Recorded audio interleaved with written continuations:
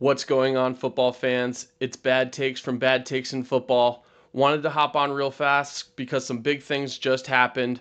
Earlier this morning, Micah Parsons had discussed the fact that he was unhappy with the lack of any sort of contract talks that have happened with the Dallas Cowboys, all the way up to the point where he has recently, on social media, stated that he is officially requesting a trade from the Dallas Cowboys.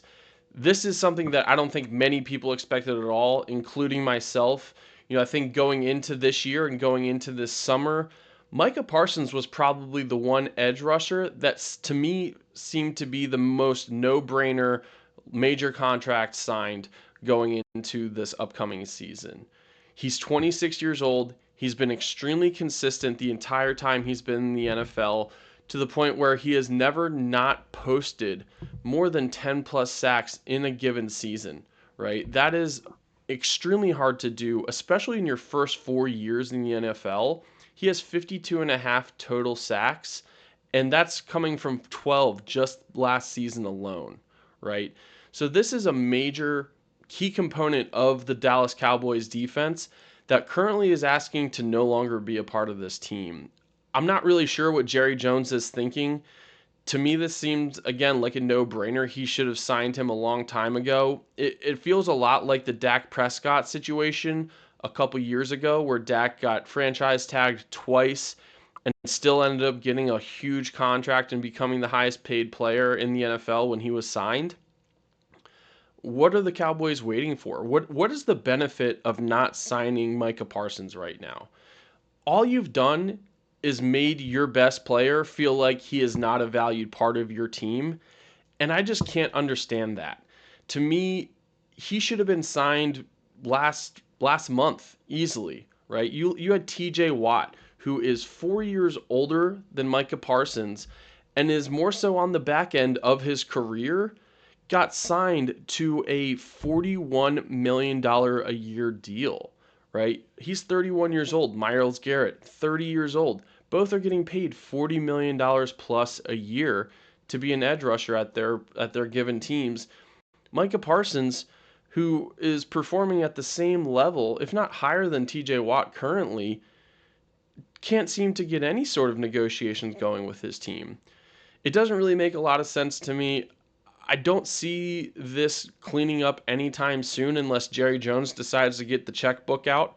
If I were Jerry Jones, I would hurry up and do that, because without Micah Parsons, who does an offense respect on the Cowboys defense? I talked about, Trayvon Diggs last time I talked about Micah Parsons. They have a solid linebacking core. Their defensive line is, I would say, lacking to say the least. They have a lot to prove.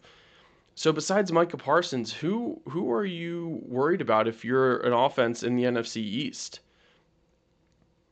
On a whole nother topic, another big news out of the NFC East, Terry McLaurin last night requested a trade, right? We're talking about an NFL receiver who is in his 30s, right? Terry McLaurin is 30 years, well, actually, he's 29 years old. He'll turn 30 September 15th, so right around when the season starts.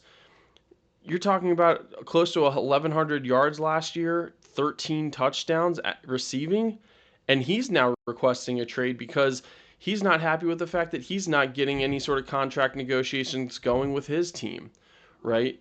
We saw recently this month, or last month now, since because it's August.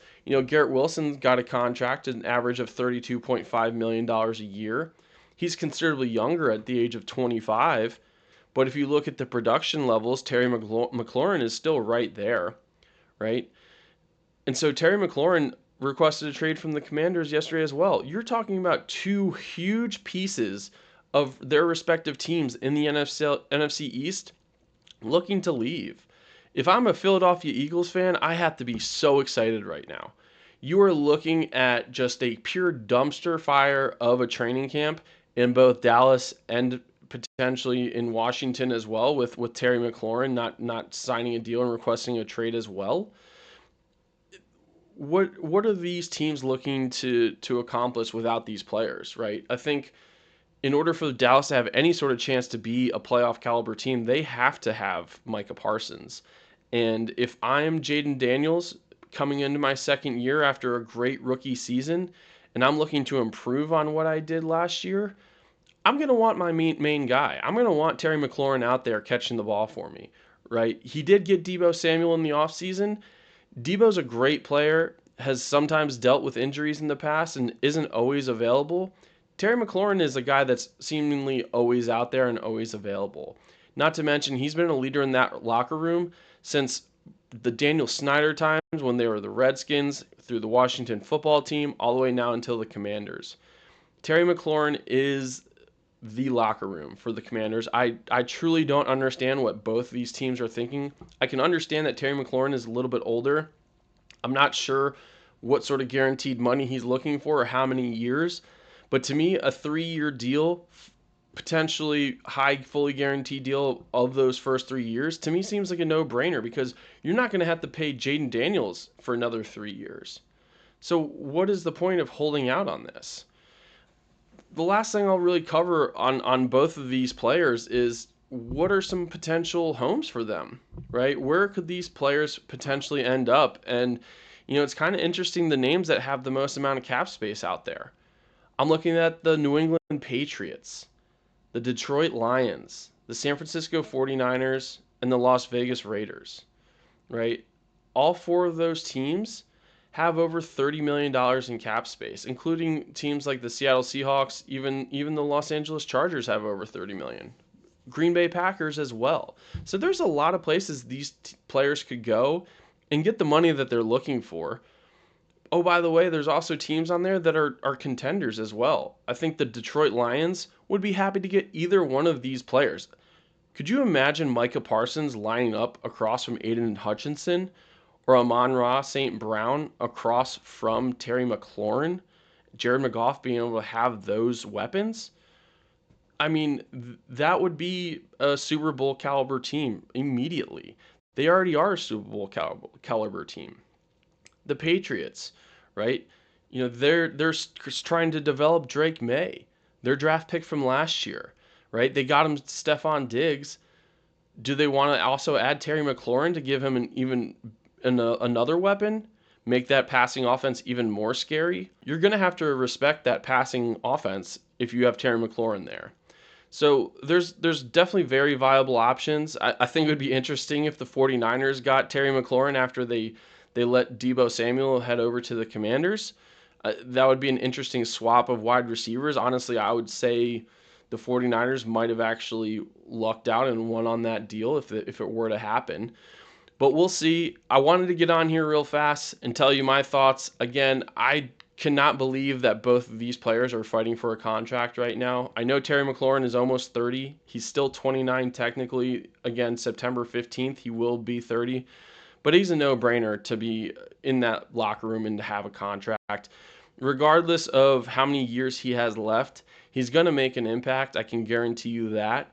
And if I'm the Commanders, I'm signing Terry McLaurin. If I'm the Dallas Cowboys, I am getting my pocketbook out and I am signing a blank check to Micah Parsons and apologizing for what happened. Because right now, Jerry Jones is being very Jerry Jones, and it's hurting the Dallas Cowboys. We'll see what happens next in this situation. I don't think it's going to go well for either one of these teams or potentially even for these players. Right now, they're kind of in a lose-lose situation on both ends, so we'll see what happens.